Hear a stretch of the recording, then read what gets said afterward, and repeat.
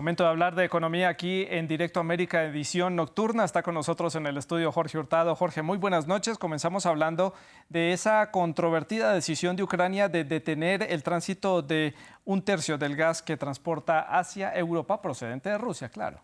Santiago, la operadora de la red de transmisión de gas de Ucrania anunció que desde este miércoles se verá obligada a interrumpir de forma temporal el tránsito del gas hacia Europa. Según la empresa, porque las fuerzas de ocupación interrumpen las operaciones y no podrán transportar gas a través del punto de conexión de Soyeranivka en la frontera con Rusia. Por esa estación pasaban hasta ahora 32,6 millones de metros cúbicos de gas al día. Esto es un tercio del total que Ucrania transportaba hasta Europa.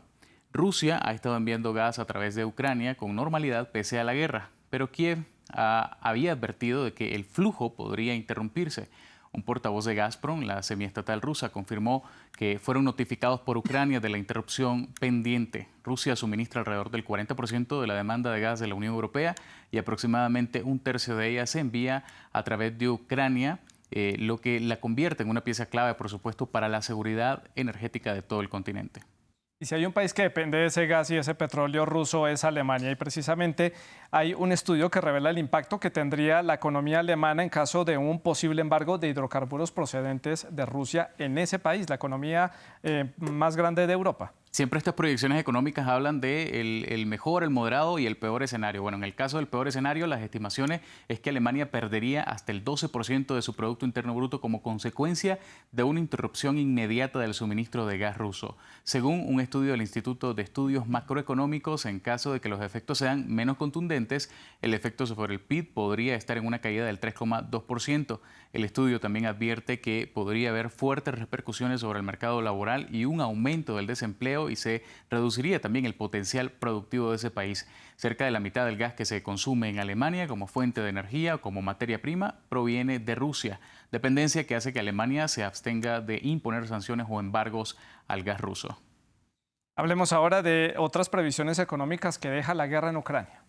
Bueno, según el Banco Europeo de Reconstrucción y Desarrollo, como consecuencia de la guerra, la economía ucraniana caerá un 30% en 2022 y la rusa un 10%. Este banco proyectó en marzo pasado una caída para Ucrania del 20% de su economía, pero ahora sube el estimado de contracción a 30%. La institución insiste en que sus pronósticos para este y el próximo año pueden variar en la senda del decrecimiento dependiendo de la duración de la guerra y las posibles restricciones a los flujos de exportaciones de gas y otras materias primas rusas.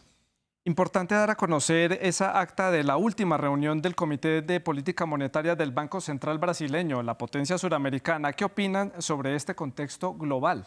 El emisor brasileño asegura que la inflación generalizada que se vive en el mundo y una posible desaceleración global tendrá efectos en el crecimiento económico de ese país. El organismo admitió que decidió elevar la tasa básica de interés de Brasil hasta el 12,75% anual, su mayor nivel desde 2017, en un intento para frenar la inflación.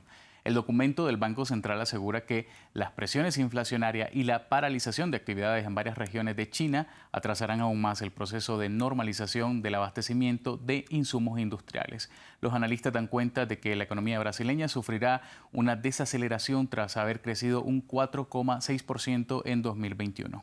Indicadores, ¿cómo les fue a las principales bolsas? Wall Street cerró mixto tras 3 días de pérdidas en los principales índices, sobre todo en el tecnológico Nasdaq. En Europa, el selectivo Frankfurt cerró con un aumento del 1,15%. En América, la Bolsa Mexicana de Valores avanzó un 0,12% en su principal indicador, así como eliminó una racha de 3 sesiones a la baja. ¿Y la cifra del día para el cierre? 62.400 millones de pesos mexicanos. Esa es la derrama económica que se espera por el Día de las Madres en ese país. Se estima que hay 35,2 millones de madres en México que hoy celebran su día y a quienes felicitamos, por supuesto. Felicitaciones para todas ellas. Muchas gracias, Jorge, por este reporte, y ustedes sigan con nosotros que ya viene el debate.